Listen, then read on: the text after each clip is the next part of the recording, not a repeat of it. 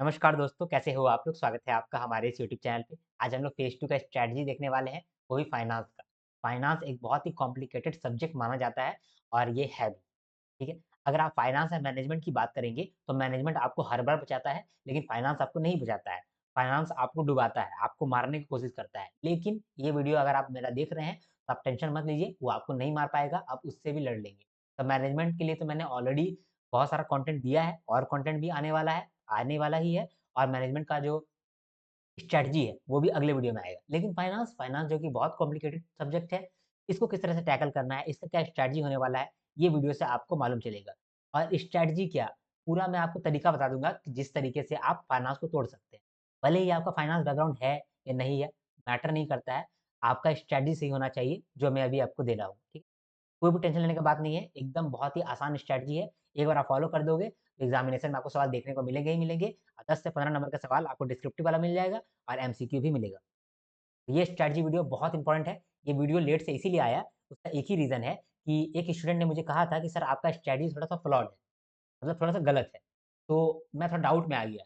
सही में तो गलत नहीं है, क्योंकि ये जो स्ट्रैटेजी है, ये 6 महीना पहले मैंने बनाया था। तो वापस से स्ट्रैटेजी को मैं वापस से वर्क किया, वापस से देखा कि मेरा स्ट्रैटेजी कहीं गलत तो नहीं है। तो वापस से मुझे मालूम चला कि नहीं यार, 6 महीना पहले भी मैं सही था और अभी मैं भी सही हूँ। प्रीवियस ईयर क्वेश्चन को भी मैंने देखा है और प्रीवियस ईयर क्वेश्चन का ट्रेंड को देखा है। क्योंकि प्रीवियस ईयर क्वेश्चन क्या होता है ना, वो चेंज होते रहता है। तो मैंने 3-4 साल का जो प्रीवियस ईयर क्वेश्चन था, 4 साल का तो नहीं, 3 साल का ही, 3 साल का जो प्रीवियस ईयर क्वेश्चन था, उससे मैंने ट्रेंड एनालाइज़ किया है कि वो सवाल कहाँ से पूछता है, उसका सवाल पूछने का क्या तरीका है और सवाल पूछते समय क्या सोचता है। पूरा स्ट्रैटेजी बहुत तगड़ा है, इसको आप छोड़ नहीं सकते हैं और एक काम कर सकते हैं, आप लाइक कर सकते हैं। लाइक करिएगा तो मेरा मोटिवेशन दुगना हो जाएगा।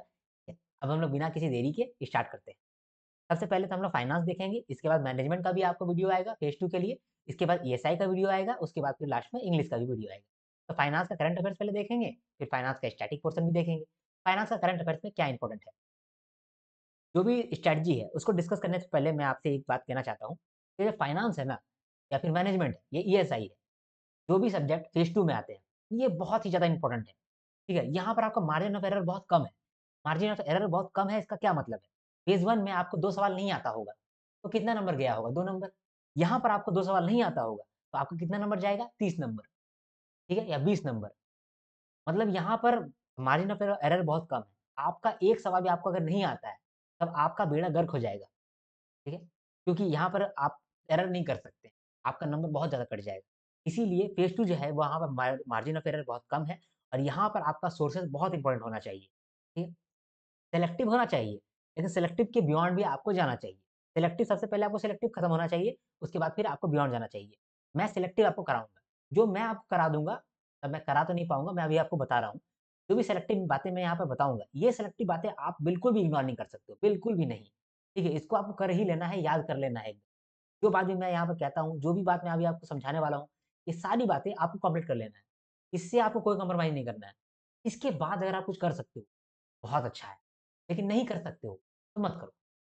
लेकिन मैं जितना बोल रहा हूँ, उतना तो आपको करना ही पड़ेगा, इसमें कोई भी छूट नहीं है, ठीक है? क्योंकि मैं जो आपको बताता हूँ, वो इम्पोर्टेंट का भी इम्पोर्टेंट का भी इम्पोर्टेंट का भी इम्पोर्टेंट है, ठीक है? और यहाँ से सवाल देखने को मिलेंगे ही मिलेंगे, ऐसा मेरा मानना है और ऐसा मेरा यकीन है, ठीक है? अब हम लोग फाइनेंस करंट अफेयर्स को देखते हैं और फाइनेंस को स्टैटिक को देखते हैं। हम लोग ये बात जानते हैं कि यहाँ पर डिस्क्रिप्टिव सवाल भी पूछा जाता है और ऑब्जेक्टिव सवाल भी पूछा जाता है। डिस्क्रिप्टिव सवाल जो होता है, कोई-कोई 10 नंबर का होता है, कोई-कोई 15 नंबर का होता है। तो हम लोग दोनों तरीके से ही समझेंगे। अगर करंट अफेयर से ही सवाल पूछता है फाइनेंस के अंदर, तो कहाँ से पूछेगा? करंट अफेयर से ही मैक्सिमम सवाल पूछता है, तो कहाँ से पूछता है? कहाँ से पूछेगा आपसे? Major RBI circular, last 5 month में जो भी आरबीआई सर्कुलर ऐसा है, जो कि पूरा इंडिया को इम्पैक्ट डालता है, वो आपसे पूछ सकता है डिस्क्रिप्टिव पॉइंट ऑफ व्यू से। अब ये मान लीजिए कि देखिए आरबीआई सर्कुलर बहुत सारा है, सब इम्पोर्टेंट नहीं है। कौन-सा इम्पोर्टेंट है? जो कि लास्ट 5 मंथ में न्यूज़ में रहा है और होल इंडिया को इम्पैक्ट डालता है, बहुत न्यूज़ में रहा है। वो सब आरबीआई सर्कुलर बहुत इम्पोर्टेंट बनता है। वैसा आरबीआई सर्कुलर आपका न्यूज़पेपर में भी आया हुआ होगा।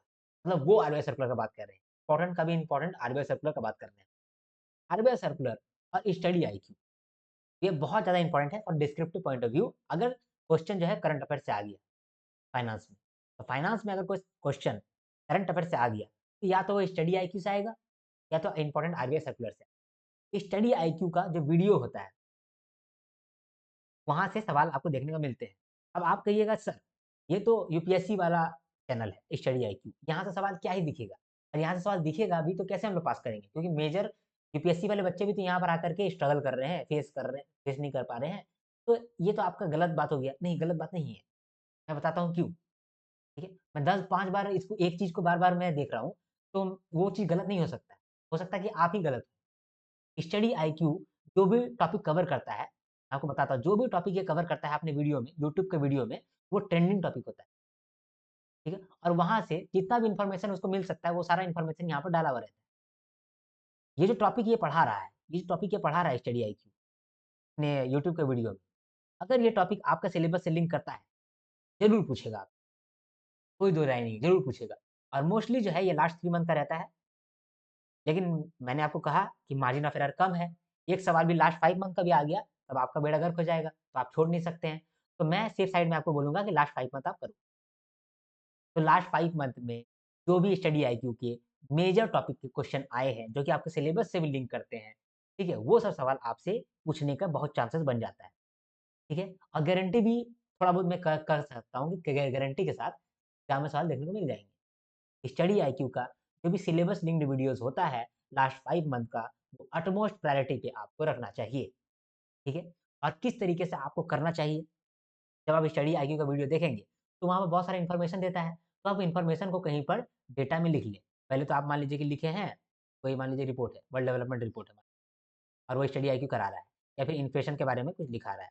तो इन्फ्लेशन के बारे में आप वो बहुत सारा कहानी सुनाएगा, तो कहानी सुनाएगा तो उसको आप याद करेंगे, कुछ चीज़ें बताएगा तो उसको आप याद रखेंगे और अगर कुछ डेटा लिखेगा, तो डेटा आप लिख लेंगे। तो ये जो डेटा आप लिखेंगे अपने नोट्स में, ये डेटा आपको मदद देगा जब आप एग्ज़ामिनेशन में जाकर के वहाँ पर क्वेश्चन को टाइप कर रहे हो।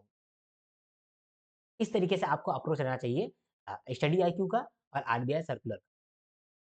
देखिए, मेरा ये मानना था कि मेजर आरबीआई सर्कुलर और स्टडी आईक्यू का जो भी कंटेंट है, उसको शॉर्ट करके मैं आपको दे दूँ। मेरा ये मानना था, लेकिन अभी थोड़ा-सा प्रॉब्लम मेरा आ गया है। उसका रीज़न ये है कि मेरा जो टीम है, वो ऑलरेडी मेंटरशिप स्टूडेंट्स के लिए काम कर रहा है, ठीक है? उसको मैं ज़्यादा भार नहीं दे सकता, ज़्यादा प्रेशर नहीं दे सकता हूँ, क्योंकि मेंटरशिप स्टूडेंट से मैंने पैसे लिए हैं, तो मेरा ऑब्लिगेशन है उनको सही टाइम पे सही चीज़ देना। तो मैं वहाँ से कुछ भी छूट नहीं कर सकता, कटौती नहीं कर सकता है। मेरा बात है, मैं क्वांट्स पे अभी काम कर रहा हूँ, जो कि मेंटरशिप स्टूडेंट्स के लिए भी है और आप लोगों के लिए भी है, यूट्यूब वाले बच्चों के लिए भी है। तो मैं क्वांट्स पे भी काम कर रहा हूँ, तो मैं बहुत ज़्यादा बिज़ी हो जाता हूँ। इसीलिए इम्पोर्टेंट आरबीआई सर्कुलर और स्टडी आईक्यू मैं शॉर्ट में करके आपको पढ़ा नहीं सकता हूँ। इसका नोट्स भी मैं आपको नहीं दे सकता हूँ, लेकिन टॉपिक दे सकता हूँ कि कौन-सा टॉपिक इम्पोर्टेंट है, ये मैं कर सकता हूँ। और अगर एक ऐसा भी चीज़ हो सकता है कि अगर मैं आपसे चार्ज कर लूँ, कुछ रुपया जैसे मान लीजिए आप मैं आपसे चार्ज कर लूँ, ₹900 ₹800 इस तरह का मैं कुछ चार्ज कर लूँ, ₹1000 मैं अगर आपसे चार्ज कर लेता हूँ, तब फिर मैं एक और बंदा को अपना टीम में हायर कर लूँगा और उससे मैं ये वाला काम करवा लूँगा। बाद में फिर चेक वेक करके मैं आपको दे दूँगा, ठीक है? तो अगर आप रिक्वेस्ट करोगे, तब तो मैं एक ये चार्ज वाला सिस्टम लेकर के आऊँगा कि आपसे कुछ चार्ज करूँगा और फिर मैं ये आपको पार्टी दे दूँगा। जो पीडीएफ है मैं दे दूँगा। पीडीएफ में क्या होगा, इम्पोर्टेंट आरबीआई सर्कुलर का जो भी टॉपिक होगा, उसको मैं थोड़ा-सा शॉर्ट में करके आपको प्रोवाइड करा दूँगा। स्टडी आईक्यू का जो भी टॉपिक मेरे हिसाब से लगता है कि ये इम्पोर्टेंट टॉपिक है, इम्पोर्टेंट सवाल है, तो वहाँ से मैं सारा डेटा को इकट्ठा करके दे दूँगा आपको शॉर्ट फॉर्मेट में, जो कि आप बाद में इलैबोरेट कर सकते हैं एग्ज़ामिनेशन में। ऐसा हम कर सकते हैं लेकिन अपॉन चार्ज, चार्ज लूँगा तभी आपसे कराऊँगा, ठीक है? तो इसके लिए आप कमेंट कर सकते हैं कि अगर आप इसके लिए क्या बोलते हैं उसको, एग्री करते हैं तो। और एग्री नहीं करते हैं, तो आप टेंशन मत लो। मैं आपको स्टडी आईक्यू का जो भी इम्पोर्टेंट टॉपिक है, कोशिश करूँगा कि मैं दे दूँ और इम्पोर्टेंट आरबीआई सर्कुलर जो है, वो भी मैं कोशिश करूँगा कि मैं आपको दे दूँ। ठीक है? आपको टेंशन लेने की बात नहीं है। कुछ रिपोर्ट्स एंड स्कीम्स होते हैं, वो भी मैं कोशिश करूँगा कि ये टॉपिक या फिर जो स्कीम्स है, वो मैं आपको दे दूँ, आप खुद से कर लेना। क्योंकि मैंने आपको बहुत पहले ही कराया भी है, तो आपको एक आइडिया भी हो गया होगा कि किस तरीके से मैं काम करता हूँ। तो आप खुद से भी कर सकते हैं। सीखा तो होगा ही आपने। तो स्टडी आईक्यू हो गया, आरबीआई सर्कुलर हो गया। अभी आरबीआई सर्कुलर टॉप 25 मैंने ऑलरेडी काम कर रहे हैं, तो हो सकता है कि इसका मैं टॉपिक दे दूँ आपको। बाद में आप अपने से कर लेना और अगर चार्ज करोगे तो मैं आपको करके दूँगा। फिनटेक से बहुत सवाल देखने को मिलते हैं, लेकिन डिस्क्रिप्टिव नहीं एमसीक्यू। एमसीक्यू में बहुत सारा सवाल आपको फिनटेक से मिल जाएगा। फिनटेक जो है अक्सर न्यूज़ में रहता है ना, इसीलिए आपको एमसीक्यू यहाँ से देखने को मिलता है। कुछ रेगुलेटरी बॉडीज़ का रिसेंट डेवलपमेंट हुआ है, तो ये भी सवालों पूछा जा सकता है। जैसे कि मान लीजिए कि आईआरडीएआई का कुछ भयंकर न्यूज़ आया है। ईपीएफओ का कुछ भयंकर न्यूज़ आया है, सेबी का कुछ भयंकर न्यूज़ आया है और ऐसा न्यूज़ है जो कि इम्पैक्ट पर करता है। जैसे कि सेबी अभी जो है ना T+0 सेटलमेंट लेकर के आया है। ये बहुत सवाल ये बन जाता है, ट्रेंडिंग बन जाता है, हॉट टॉपिक बन जाता है, तो यहाँ से सवाल पूछा जा सकता है। तो रेगुलेटरीज़ बॉडीज़ क्योंकि चूँकि आपका ये जो है सिलेबस में भी लिंक्ड है, सिलेबस में लिखा हुआ है रेगुलेटरी बॉडीज़, तो रेगुलेटरी बॉडीज़ का जो भी रिसेंट डेवलपमेंट है, यहाँ से आपको एमसीक्यू भी मिल सकता है, डिस्क्रिप्टिव भी मिल सकता है और लास्ट में रिपोर्ट्स एंड स्कीम्स, ठीक है? रिपोर्ट्स एंड स्कीम्स के बारे में अभी हम लोग थोड़ा देर बाद देखेंगे। तो हम लोगों ने ये जाना कि फाइनेंस का जो करंट अफेयर्स है, यहाँ से कैसे सवाल पूछे जाएँगे? या तो इम्पोर्टेंट आरबीआई सर्कुलर है, यहाँ से सवाल पूछेगा। कौन-कौन सा इम्पोर्टेंट आरबीआई सर्कुलर है लास्ट 5 मंथ में? वो मैं आपको दे दूँगा। स्टडी आईक्यू, यहाँ का जो भी टॉपिक आपका लास्ट 5 मंथ में हमारा सिलेबस से लिंक्ड है और स्टडी आईक्यू ने पढ़ाया है, तो वहाँ से आपको सवाल देखने को मिल जाएँगे। फिनटेक, यहाँ से भी सवाल देखने को मिल जाएँगे क्योंकि लेटेस्ट फिनटेक टेक्नोलॉजी आते रहता है और नया-नया रिसेंट एडवांसमेंट होते रहता है, तो वहाँ सवाल देखने को मिल सकता है। रेगुलेटरी बॉडीज़ का लास्ट 3 मंथ में अगर कोई मेजर डेवलपमेंट हुआ है, तो वो भी आपको सवाल देखने को मिल सकता है। रिपोर्ट्स और स्कीम्स भी बहुत इंपॉर्टेंट है, अभी हम लोग देखेंगे। रिपोर्ट्स में कुछ रिपोर्ट्स ऐसे हैं जो कि बहुत ज़्यादा इंपॉर्टेंट है, कुछ रिपोर्ट्स ऐसे हैं जो कि बहुत ज़्यादा इंपॉर्टेंट है, बहुत ज़्यादा इंपॉर्टेंट है, वो भी मैं बता दूँगा आपको। और कुछ स्कीम्स जो हैं, वो भी बहुत ज़्यादा इंपॉर्टेंट है, लेकिन वही स्कीम्स इंपॉर्टेंट है, जो कि आरबीआई ने रिलीज़ किया है लास्ट 1 ईयर। लास्ट 1 ईयर में आरबीआई ने जो भी स्कीम लॉन्च किया है, वो आपको फाइनेंस में पूछ सकता है और रिपोर्ट्स में 4 रिपोर्ट्स है, वो बहुत इंपॉर्टेंट है। वो 4 रिपोर्ट्स को मैं अभी बता दूँगा आपको। तो फाइनेंस करंट देख लिया हम लोगों ने, फाइनेंस करंट अफेयर्स कहाँ से पूछेगा? Important RBI circular, study IQ, fintech development, regulatory bodies development और reports and scheme. Finance static में कहाँ से पूछेगा आपको सवाल? सिलेबस टैग से पूछेगा। तो आप बोलिएगा कि सर ये तो हमको पहले से ही मालूम है कि सिलेबस टैग से ही फर्स्ट स्टैटिक पूछते हैं। लेकिन सिलेबस टैग से भी कौन-सा सिलेबस टैग से सवाल पूछा जाएगा? आप एनालाइज़ करिएगा, जो भी टॉपिक आपका सिलेबस टैग में दिया हुआ है, जो कि इंटरनेशनली इम्पैक्ट डालता है, प्लस होल इंडिया को इम्पैक्ट डालता है। इस तरीके का जो सवाल है, वो बहुत ही ज़्यादा पूछा जाता है और चांसेस बहुत ज़्यादा है और ऑल इंडिया को इम्पैक्ट डालता है। अभी कुछ सवाल का मैं आपको एग्ज़ाम्पल देता हूँ, जो आपको पूछा गया है। बेसल नॉर्म्स, बेसल नॉर्म्स कौन बनाता है? बीआईएस बनाता है, banking banks of international settlement, है ना? बीआईएस बनाता है। ये सारा सेंट्रल बैंक का बाप है, आरबीआई का भी बाप है बीआईएस। तो बीआईएस जो भी काम करेगा, वो तो सबके लिए लागू हो जाएगा, इंडिया के लिए भी और इंटरनेशनली भी। इसीलिए ये सवाल आपसे पूछा गया। ग्लोबल फाइनेंशियल क्राइसिस क्यों पूछा गया समझ गए, इंटरनेशनली इम्पैक्ट डालता है। 1991 रिफॉर्म्स इंटरनेशनली इम्पैक्ट डालता है। हमारे इंडिया को बाकी देश लोग भी देख रहा है, इसीलिए आपसे सवाल पूछा। इसके साथ-साथ कभी-कभी वो फाइनेंशियल इंस्ट्रूमेंट से भी सवाल पूछ लेता है, मतलब नॉर्मल बेसिक पूछ लेता है, ठीक है? फाइनेंशियल इंस्ट्रूमेंट में क्या-क्या पूछ लेगा? बिल्स ऑफ एक्सचेंज पूछ लेगा, नेगोशिएबल इंस्ट्रूमेंट पूछ लेगा, ठीक है? प्रॉमिसरी नोट पूछ लेगा, ये सब पूछ लेगा। चेक के बारे में पूछ लेगा कि चेक क्या होता है? तो फाइनेंशियल इंस्ट्रूमेंट से भी सवाल आपको देखने को मिल सकता है। लेकिन अगर आपसे फाइनेंस स्टैटिक पूछ रहा है और वो जो है डिस्क्रिप्टिव सवाल है, तो आप मेजरली यही होगा कि इंटरनेशनली इम्पैक्ट करता हो और होल इंडिया इम्पैक्ट करता हो, उस तरीके के सवाल को वो पूछेगा। क्योंकि कहीं न कहीं वो आप चाहता है कि आप जब बनिएगा आरबीआई मैनेजर, तो आप क्या करिएगा? आप देश का बात तो करिएगा, लेकिन इंटरनेशनली बात ज़्यादा करिएगा। क्योंकि आप कोई देश का छोटा-सा बैंक का मैनेजर नहीं बन रहे हैं। आप देश का सेंट्रल बैंकर बन रहे हैं। सेंट्रल बैंकर का मतलब एक सेंट्रल बैंक है, वहाँ का आप मैनेजर बन रहे हैं। इसका मतलब आप समझ रहे हैं कि एक देश को आप रिप्रेज़ेंट कर रहे हैं। जब आप एक देश को रिप्रेज़ेंट कर रहे हैं, इसका मतलब कि दूसरा देश के बारे में भी आपको नॉलेज होना चाहिए। दूसरा देश क्या कर रहा है, उसके बारे में नॉलेज होना चाहिए। इंडिया इंटरनेशनली क्या कर रहा है, इसके बारे में नॉलेज होना चाहिए। ये सोच से अगर आप पढ़ेंगे, तो आपका मैक्सिमम चीज़ काम हो जाएगा। एमसीक्यू जो मिलेगा आपको स्टैटिक पोर्शन से, वो बहुत ही बेसिक होगा। इसके लिए मुझे ज़्यादा कहने का ज़रूरत नहीं है, क्योंकि अगर आपने सिलेबस देखा है, सिलेबस को पढ़ा है फाइनेंस का, तब आपका बेसिक नेचर का एमसीक्यू बन जाएगा। तो ये हो गया फाइनेंस स्टैटिक का सिलेबस टैग और एमसीक्यू और बेसिक नेचर। इसके बाद कुछ इम्पोर्टेंट रिपोर्ट्स हैं और कुछ इम्पोर्टेंट स्कीम्स हैं।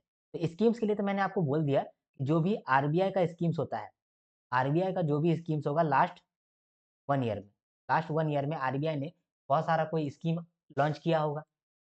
आरबीआई ने लॉन्च किया होगा, गवर्नमेंट ऑफ इंडिया ने नहीं, आरबीआई ने। तो वो सवाल आपसे पूछ सकता है स्कीम्स के अंदर। रिपोर्ट्स के अंदर ये 4 रिपोर्ट बहुत इंपॉर्टेंट है। वर्ल्ड डेवलपमेंट रिपोर्ट ये बहुत ज़्यादा इंपॉर्टेंट है। हॉट टॉपिक है, हॉट टॉपिक। इसको आप कभी भी नहीं छोड़िएगा। हमको नहीं मालूम कि बाकी टीचर लोग पढ़ाए कि नहीं पढ़ाए तो बेवकूफ़ है वो लोग। तो डायरेक्टली बोल देता हूँ कि अगर नहीं पढ़ाए तो बेवकूफ़ है। वर्ल्ड डेवलपमेंट रिपोर्ट बहुत, बहुत, बहुत, बहुत ज़्यादा इम्पोर्टेंट है, हॉट टॉपिक है। इसको आप बिल्कुल भी मत छोड़िएगा। इकोनॉमिक सर्वे ऑफ इंडिया, ठीक है? RBI annual report, report on currency and finance. इसमें इकोनॉमिक सर्वे ऑफ इंडिया और आरबीआई एनुअल रिपोर्ट मैंने पढ़ा है। तो क्या आप उतना करोगे और हो जाएगा आपका? नहीं, उतना सफिशिएंट नहीं है। फ़ायदा तो करेगा लेकिन सफिशिएंट नहीं है। मेरा जो भी पढ़ाया हुआ है ना वो आपको सिर्फ़ एमसीक्यू में मदद करेगा। लेकिन अगर यही चीज़ आपसे डिस्क्रिप्टिव में पूछ लेगा तो मदद नहीं करेगा। डिस्क्रिप्टिव में क्यों नहीं मदद करेगा? क्या पूछ लेता है ऐसा डिस्क्रिप्टिव में? डिस्क्रिप्टिव में आपसे सवाल डायरेक्टली नहीं पूछेगा, इनडायरेक्टली पूछेगा। इनडायरेक्टली का मतलब कि आपसे पूछेगा कि इस बार इकोनॉमिक सर्वे में महिला लोग के लिए क्या किया गया है और महिला को किस तरह से इम्पैक्ट पड़ेगा। तो आपको मेरा डेटा तो यूज़ करना पड़ेगा। प्लस आपको एक ओवरऑल आइडिया भी रहना पड़ेगा कि एक्चुअली में क्या हो रहा है, थीम क्या है। जैसे बजट पड़ेगा, तो बजट का थीम क्या है? ये सब के बारे में आपको नॉलेज होना चाहिए। तो understand the topic from reputed channels and notes बनाओ विथ थीम। मेरा जो वीडियो है इकोनॉमिक सर्वे ऑफ इंडिया का, आरबीआई एनुअल रिपोर्ट का, ये बहुत इंपॉर्टेंट है। इसको आप 2-3 बार देख लीजिएगा, इसको तो आप याद कर लीजिए। प्लस यहाँ तक आप रुकिएगा नहीं, इसके बाद फिर आप और ओवरऑल आइडिया देखिएगा। अपने मन से क्वेश्चन बनाइएगा कि ओवरऑल क्या बात हुआ है? ओवरऑल क्या चीज़ कहना चाहता है? समझे? इसको आप समझिएगा। ये सवाल आपसे पूछेगा डिस्क्रिप्टिव में। बाकी एमसीक्यू के लिए मेरा वीडियो इनफ है।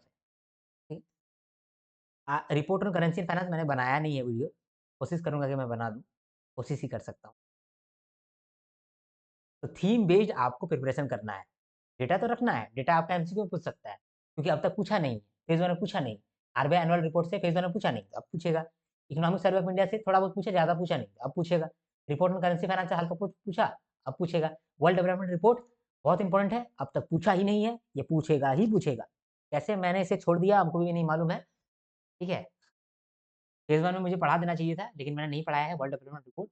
कोशिश करूँगा कि वर्ल्ड डेवलपमेंट रिपोर्ट मैं आपको पढ़ा दूँ। डिस्क्रिप्टिव पॉइंट ऑफ व्यू से भी और ऑब्जेक्टिव पॉइंट ऑफ व्यू से भी। लेकिन इसके लिए थोड़ा-सा मुझे समय लगेगा और आप रिक्वेस्ट करोगे तो, क्योंकि मैं भूल जाता हूँ। सच्ची बता रहा हूँ मैं जो भी करना है ना मुझे, मैं भूल जाता हूँ। क्योंकि मेंटरशिप में मैं बात करता हूँ बहुत किसी से, प्लस मेरा और भी काम है। टीम भी मुझे मैनेज करना पड़ता है। तो बहुत सारा काम करना पड़ता है, तो मेरा जो बेसिक काम है, जो मैं कमिटमेंट दे रखा हूँ, वही भूल जाता हूँ। आप लोगों को कमेंट करना पड़ेगा, मुझे याद दिलाना पड़ेगा कि सर आपको करना है। तब मैं ये कर सकता हूँ, वर्ल्ड डेवलपमेंट रिपोर्ट। जिसने भी कवर कराया है आप कर लो, नहीं कवर कराया है तो कहीं से भी आप खुद से कवर कर लो। एक और चीज़ है फाइनेंशियल स्टेबिलिटी रिपोर्ट, तो भी आप कर लीजिएगा। उसके बाद एक और है वर्ल्ड इकोनॉमिक आउटलुक। जो वर्ल्ड इकोनॉमिक आउटलुक है, इसे आप इग्नोर कर सकते हैं। और एफएसआर जो है, इसको पार्शियली इग्नोर कर सकते हैं, पूरा तरह से इग्नोर नहीं कर सकते हैं, थोड़ा बहुत इग्नोर कर सकते हैं। लेकिन इग्नोर मत ही करिएगा, पार्शियली क्या इग्नोर मत ही करिएगा, एफएसआर भी कर लीजिएगा। 5 टॉपिक तो आप ज़रूर कर लीजिएगा। 5 टॉपिक में क्या-क्या आ गया? World development report, economic survey of India, RBI annual report और report on currency and finance और फाइनेंशियल स्टेबिलिटी बोर्ड रिपोर्ट। यहाँ से सवाल आपको देखने को मिलेंगे, ये इंपॉर्टेंट रिपोर्ट्स हैं। इंपॉर्टेंट स्कीम कौन-कौन सा है? लास्ट ईयर में जो आरबीआई ने रिलीज़ किया है, वो इंपॉर्टेंट स्कीम्स बहुत इंपॉर्टेंट है, उसको आप छोड़िएगा नहीं, ठीक है? और मुझे कुछ कहना था क्या? फाइनेंस को लेकर के मार्जिन ऑफ एरर बहुत कम है, करंट अफेयर्स किस तरह से करने हैं, बता दिया मैंने, स्टैटिक किस तरह से करने हैं, बता दिया मैंने। अब हाँ, एक और बात मुझे कहना है थोड़ा-सा,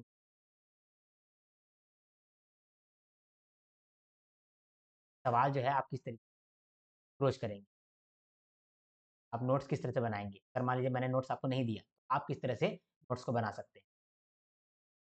मैंने आपको यहाँ पर बहुत सारे रिपोर्ट्स के बारे में बोला है, बहुत सारे रिपोर्ट्स इंपॉर्टेंट है ना? मान लीजिए कि वर्ल्ड डेवलपमेंट रिपोर्ट इंपॉर्टेंट है, तो यहाँ पर आप सारा डेटा पे लिख लीजिए, पॉइंट वाइज़। ज़्यादा मत लिखिएगा, इम्पोर्टेंट का भी इम्पोर्टेंट लिखना है, जैसे कि मान लीजिए कि सिर्फ़ आप 20 पॉइंट लिखेंगे और फिर इस 20 पॉइंट को अगर आपसे सवाल पूछ लिया एग्ज़ामिनेशन में, तो आप इस 20 पॉइंट को इलैबोरेट करेंगे, समझे? आप इलैबोरेट करेंगे। हर पॉइंट के पीछे आप मान लीजिए कि 10 लाइन लिखिएगा, हर पॉइंट पे 10 लाइन लिखिएगा, हर पॉइंट में 10 लाइन लिखिएगा। तो अगर आपने 20 लाइन भी 20 वर्ड भी लिखा होगा, तो आपका आराम से 400 पेज हो जाए 400 लाइन का 400 वर्ड का आपका हो जाएगा, ठीक है? तो आपको क्या करना है, आपको नोट्स बनाना है कोका कोला के जैसा। कोका कोला जानते हैं क्या करता है? कोका कोला यही काम करता है। कोका कोला कुछ नहीं करता है। अगर आपने देखा होगा, कोका कोला के बारे में पढ़ा होगा, तो कोका कोला का एक सिरप होता है। वो 1 कप सिरप होता है। 1 कप उसका सिरप होता है कोका कोला का। उसके बाद ये कप जो है ना, ये आता है इंडिया। जब ये इंडिया आ जाता है, तो पानी में पानी में ये सिरप को मिला दिया जाता है। जैसे ही पानी में सिरप मिल जाता है ना, तो ये अपने आप बन जाता है कोका कोला। और आपको लगता है यार ये तो कोका कोला है यार, मस्त लग रहा है। लेकिन ये कोका कोला बन करके नहीं आया था टोटल, तो पानी में मिला दिया है। बना क्या था? सिरप। ये सिरप आपका बहुत इंपॉर्टेंट है। ये सिरप आप याद करिए। ये सिरप मतलब क्या हो गया? पॉइंट्स, 5-6 पॉइंट, जिसको आप बाद में इलैबोरेट करेंगे। डिस्क्रिप्टिव का एक यही तरीका है और कोई तरीका नहीं है। ये जो आप यहाँ पर पॉइंट वाइज़ लिख रहे हैं, यहाँ पर आप डेटा लिखिएगा, यहाँ पर आप कीवर्ड्स लिखिएगा, ठीक है? यहाँ पर आप रेफरेंस लिखिएगा। इस तरीके से आपका प्रिपरेशन होता है। ये रिपोर्ट्स हो गया। इसी तरीके से आप मान लीजिए कि आप पढ़ाई कर रहे हैं स्टडी आईक्यू का कुछ इंपॉर्टेंट टॉपिक्स, तो आप वहाँ पर भी यही काम करेंगे। स्टडी आईक्यू से आप जो वीडियो देख रहे हैं, वो वीडियो में आप जान गए कि ये टॉपिक बहुत हार्ड टॉपिक है, ये टॉपिक से सवाल देखने को मिल सकता है। सारा उसका डेटा आप एक जगह में लिख लिए, सारा कीवर्ड आप एक जगह में लिख लिए, सारा रेफरेंस आप एक जगह में लिख लिए और उसको फिर आप बार-बार रिवीजन किए और जब आपका एक बार रिवीजन हो गया, तो आपके पास लिखने के लिए सारा डेटा आपके पास है। अब उस डेटा का इस्तेमाल करके आप बढ़ाइए और क्वेश्चन पे स्ट्रेच करिए, आंसर पे स्ट्रेच करिए, ठीक है? तो यही आप कर सकते हैं और कुछ नहीं कर सकते। रिपोर्ट्स या फिर जो स्टडी आईक्यू का था, आरबीआई सर्कुलर से अगर कोई इम्पोर्टेंट टॉपिक्स है, तो वहाँ से अगर डिस्क्रिप्टिव सवाल पूछ लिया, आप ऐसे ही कर सकते हैं, उसका कोई अब दूसरा ये नहीं है, सब्स्टिट्यूट नहीं है, ठीक है? ये तरीका आप इस्तेमाल कर सकते हैं। अगर आप बोलेंगे, तो अभी तुरंत तो नहीं, लेकिन मैं इसका सैंपल लेकर के आ जाऊँगा, ठीक है? तो मैं आपको सिखा दूँगा कि कैसे आपको करना है, तब जाकर के आप खुद भी कर पाओगे, ठीक है? और लास्ट में आपको कहना चाहता हूँ कि देखो, अगर सच में आपको ऐसा लगता है कि मुझे ही करना पड़ेगा, मुझे ही करना चाहिए, तब फिर आप मुझे कुछ चार्ज करो। मतलब मैं आपको कुछ चार्ज करूँगा और एक नया बंदा को मैं अपनी टीम में लेकर के आऊँगा, उससे काम कराऊँगा। फिर मैं आपको बेटर कंटेंट दे सकता हूँ।